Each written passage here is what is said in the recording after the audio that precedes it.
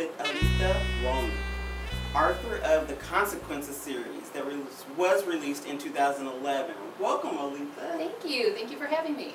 Wonderful, wonderful. Now let's get into this Consequences series.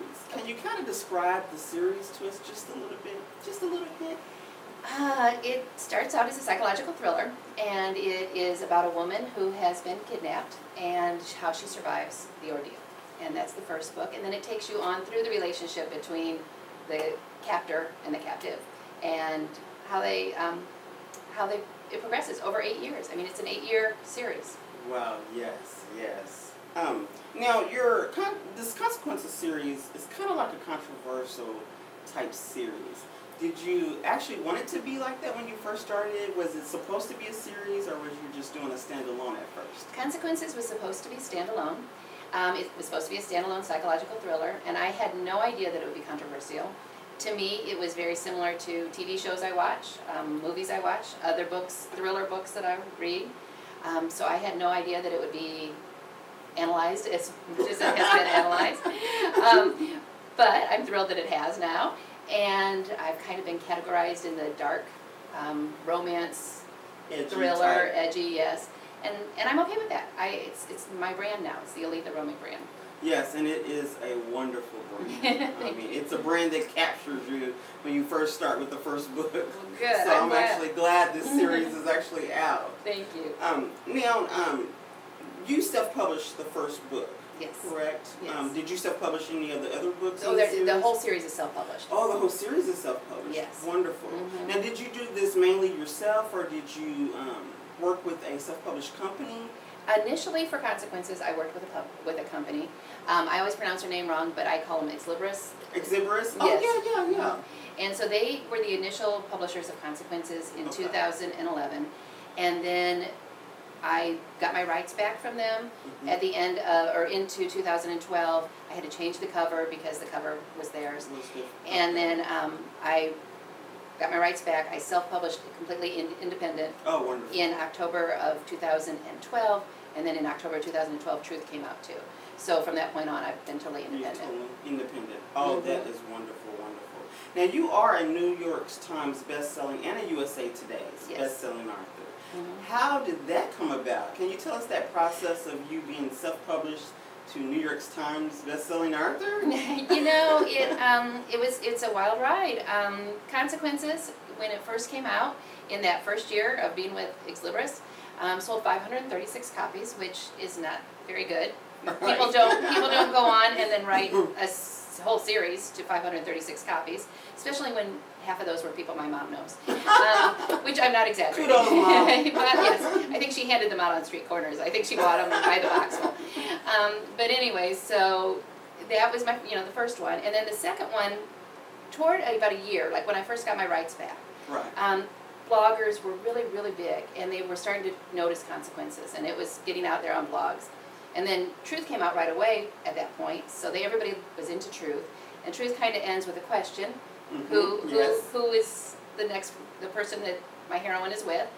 And so it became really big on the internet. I mean, it became really big with the blogs and everything. And so when Convicted came out, it just went crazy. I mean, it sold about 10,000 books the first day it was out. Wow. And so that was the week that it ended up selling 17,000 in a week, and that's when I hit New York Times. Wow. So to kind of get to the New York Times level, do you think it's because of the sales? Is that what It is, yes. It's sales. It's numbers. Yeah, numbers. So the sales is what propels you to the New York Times. Yes. Okay. Because I've always wondered that. How does everybody get to that level? It's a numbers game. Yeah. Numbers game. Same with USA Today. Although they have interesting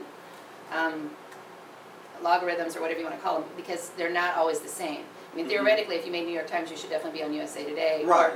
But it's not always. So maybe theirs is a little different. Maybe they. It has to do with platforms too. Like if you only sell on one platform, say Kindle, and you don't sell on Barnes and Noble and Kobo and other iBooks, those other ones. There's like Smashword and. Yeah, if you're not selling on the other ones, I don't think you are eligible. Don't quote me for Right. New York Times. I think Okay. New York Times you have to be on multiple platforms. Multiple platforms. But I have heard that USA Today you can be on just one, but I don't know for that for sure. Yeah, for sure. Yeah. For sure. Oh, okay. Well, that's good information, guys. All you authors out there.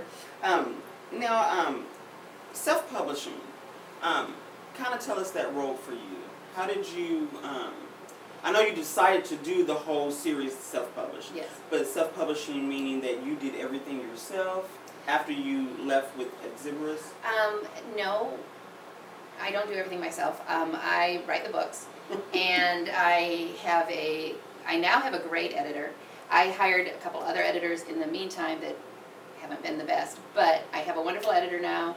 I have a team of betas that are fantastic. Betas are readers who read, for me, they read as I write. Like I send them 5 chapters at a time as I'm writing. Which is the best way to do it. And that way they give me feedback and kind of like tell me what they like, what they don't like. And even if they don't like it, if I like it, it doesn't matter because that's the way I want my story to go.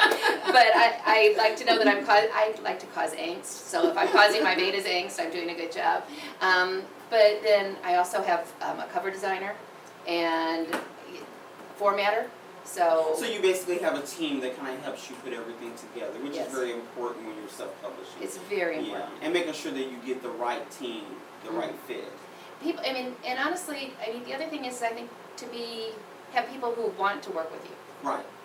Yeah. So that synergy's got to be there when you're actually working with others, because this is a product that you're actually putting out, and it's a brand, a part of your brand. So you want it to be done to the best of its ability. Exactly. So that's important when you're developing your team. And especially, I think editing is essential. Oh, yes. And no matter how great you are at the English language, you cannot edit your own work because you see what you think you wrote, not what you actually wrote. That, you put that very well. Thank you. Yes, that is exactly what I'm talking about. Because a lot of times, a lot of people get like their English professor that, and yeah, you're a professor of English, but it doesn't mean that you're that great with editing. Right. And I tell people that all the time, don't edit your own stuff. Yeah, run through it, but always, a second or third set of eyes is always better than just your set of eyes. Definitely. Especially when you're trying to put a product out to sell. So now, being a fan of the actual series myself, because I love psychological thrillers, they have put you in the dark, edgy type subject matter section. So was that your goal? No. No,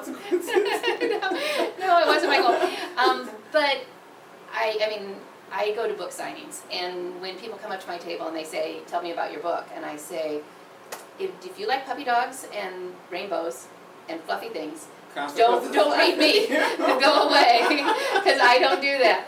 I have nothing against puppy dogs. They're cute. They're little. Their breath smells, but that's okay. But but I'm not. That's not what I do. I like edge. Like I said, I like to make my readers angsty. I like to have them anticipate or worried or concerned over the characters. I want them to be involved emotionally in my books. And that's exactly what Consequences, the series, does. It does.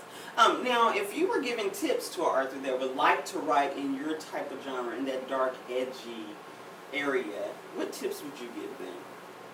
What tips would I give them? Oh, goodness. I think I would say let me think about this a second. Think about a movie. Think about your favorite thriller movie or your favorite, even a scary movie, whatever, and visualize it in your head when you're writing. Because if you want your readers to do that too, and you can't put the scary music behind it, so you've got to do something else. You've got to make it, give them enough detail that they're involved and they're in the story.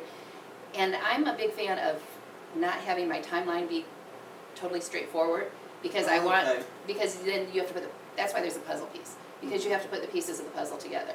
It's not simple, and I think that to be edgy, you can't be simple. I guess if that makes sense. That is true. That is true. To be edgy, you can't be simple. If it's just too straightforward for you, you're going to get bored with it very quickly. Right. The edge in your series captures you. Good. Even though there's more darkness in the first book, but the edginess is what gets you, and it makes you want. And the way you end the books, the transitions throughout the books, and the way you end the book, I think is what captures all of us. It wants us to keep going. We have to keep going. I've received multiple emails that said that they decided they would finish Consequences just because they started it, but they weren't thrilled. till they got to the very end, and then they were like, oh my gosh, I have to go to the next book. What's going to happen now? So Yeah. that was good. Yes, and that's what each book does. I mean, you can't wait for the next book. You have to, and I do know people that have actually got all the books so that they wouldn't have to wait. That's a good thing. They wouldn't have to wait till the next book because they just couldn't, they couldn't put them down. Now, you're part of a couple of associations, more romance associations Right. than, and one writers group, correct? I'm the Romance Writers of America. America. Mm-hmm. Okay. Now, if a new author was coming to you and was asking you, hey, what type of associations should I be looking for, and what should I do to actually join those? So what suggestions would you give to an upcoming author about joining an association? The best thing for me with romance writers, well, two. The Indiana Romance Writers Association of America, that's what the A is, not association, it's of America, is, number one, the friends. I mean, I've met some great friends who are also authors and writers, so you have something in common, and they're very helpful. I mean, we all help each other. The second thing, though, is the education, because I learned so much doing going to the meetings. I mean, and having different speakers come in and speak. When I started writing Consequences, it was my first book I ever wrote in my entire life, and I had never written anything before that, so I didn't know anything. And I mean, I would go in and I would listen to them speak, and I learned so much. As a matter of fact, hopefully you're familiar with Liliana Hart. The Indiana Romance Writers of America, we're having Liliana Hart come here to Indiana in September. Oh, wow. And she's going to be speaking downtown Indianapolis, so check out our website. Yes. And it's free, but it's really for authors. I mean, that's the whole idea, not necessarily for readers. It's meant for authors so that we can, she's going to talk to people about being successful. Okay, now the association website, can you kind of share that website with us? It's Indiana Romance Writers of America, and if you put that in, you're going to you'll get it. And I believe their website is www.rwa.org. I think that might be right. I think that might be it. Yeah. Okay, wonderful. Now, kind of explain to us about your agent, because you went from self-publishing to actually obtaining an agent, yes, a Chicago agent. Yes. And how has that worked for you? It's worked really well. Her name is Danielle Egan Miller, and she's been great. And with the Consequences series, traditional publishers did look at it, and she promoted it to traditional publishers, but we never found anything that worked for me, or for them. we were mutually unhappy. Yes. But she has been great at selling foreign rights. I've had foreign rights sold on this series. She has also Audible. It's all on Audible, so she sold all my Audible. And then she is now working on selling another series that I've written. So I mean, she's actually been good for you. Yeah, she's been very good for me. Now, how did you come by obtaining that agent? Was it that you did she find you, or did you find her? It was one of those things where you know someone who knows someone. It was a friend of mine who I met through, well, actually I met her at someplace else, but she's also in the Indiana Romance. And she is represented by by Danielle's co-author, or agent. Oh, co-agent, okay. And so right about the time that Truth was coming out, my friend kept saying, you need an agent, you need to be traditionally published, you need this, this, this. And I said, well, Truth is coming out, I'm not stopping it, it's coming out. So she got in contact, at the time, Penguin was interested in possibly picking up the series.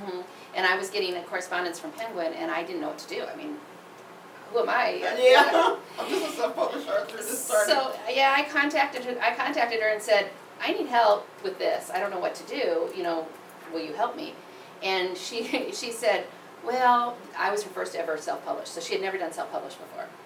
And she said, well, I tell you what, I'll just go ahead and buy your book on Kindle and I'll read it. And she's like, consider 6 to 8 weeks, don't go with anybody else. And if I get back to you, or I will get back to you and let you know if this will work. And I said, well, my second book's out, do you want that? She said, oh no. She said, if I'm interested in the second book, you'll know I'm interested. I got a call less than a week later, and she said, I'm halfway through the second book. So she went on and got the second book, because it's that type of series. And, so she really, really liked it, and so we came to an agreement, and she's been my agent since. Wonderful, wonderful. Now, for 2015, is there any events that you're attending, that you're speaking at, that you want to share? I am next week. I will be going to Dallas to Romantic Times, which is a big convention for authors, and then there's also a readers book fair on Saturday. And I am on a panel, and I'm talking about dark, edgy. Oh, And okay. I can't remember the exact title of it, but basically it's about writing on the edge. I think is something to that effect. Okay. And so writing the edginess. And then my husband is actually on a panel on Friday also, called Husbands of Romance. And then I'm signing on Saturday, and on Sunday there's something called the Readers and Writers Roundup. I'm Okay. speaking at that, and then I'm also signing at that.